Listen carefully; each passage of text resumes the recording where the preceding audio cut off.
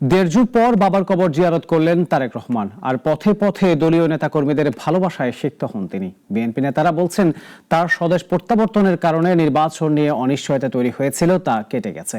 দেশ গড়ার জন্য তার যে পরিকল্পনা রয়েছে তা বাস্তবায়ন করা হবে। বিস্তারিত রাশেদুল কাদিরের রিপোর্টে। প্রায় দেড় যুগ পর বৃহস্পতিবার স্বদেশ প্রত্যাপন করেন বিএনপির শীর্ষ নেতা তারেক রহমান। দেশে ফেরার পর তিনি তার কর্মযজ্ঞ শুরু করেন পিতার কবর জিয়ারতের মধ্য দিয়ে। সকাল থেকেই তার বাসার সামনে থেকে জিয়া উদ্যান পর্যন্ত ছিল গতকালের মতো অসংখ্য মানুষের উপস্থিতি।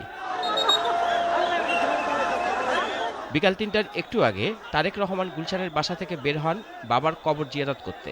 বাসার সামনে থেকে জিয়া উদ্যান পর্যন্ত অপেক্ষমান অগণিত নেতাকর্মী রাস্তার দুই ধারে দাঁড়িয়ে তাকে স্বাগত জানান।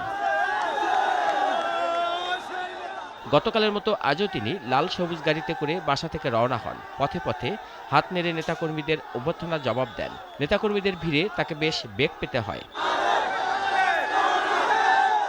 বিকাল ৪টা ২০ মিনিটের দিকে বিএনপির এই শীর্ষ নেতা পিতার কবরে পৌঁছান। সেখানে উপস্থিত দলের সিনিয়র নেতাদের নিয়ে তিনি ফুলে শ্রদ্ধা নিবেদন করেন। পরে দোয়ায় অংশ নেন। এ সময় দলটির মহাসচিব বলেন, দলের ভারপ্রাপ্ত চেয়ারম্যানের কিছু পরিকল্পনা রয়েছে। দেশ গঠনের জন্য তা বাস্তবায়ন করবে বিএনপি। আমরা সবাই বাংলাদেশে, শুধু তার দল নয়, গোটা বাংলাদেশের গণতন্ত্রপ্রেমী মানুষ আমরা আজকে অপেক্ষা করে আছি এই নেতার নেতৃত্বে একটা সত্যিকার অর্থেই একটা সুখী, সমৃদ্ধ গণতান্ত্রিক বাংলাদেশ নির্মাণের জন্য। আগামীকাল তিনি শহীদ হাদির কবর জিয়ারত করবেন। এছাড়া নির্বাচন কমিশনে ভোটার হবেন এবং পঙ্গু হাসপাতালে জুলাই যোদ্ধাদের দেখতে যাবেন বলে দলের পক্ষ থেকে জানানো হয়েছে।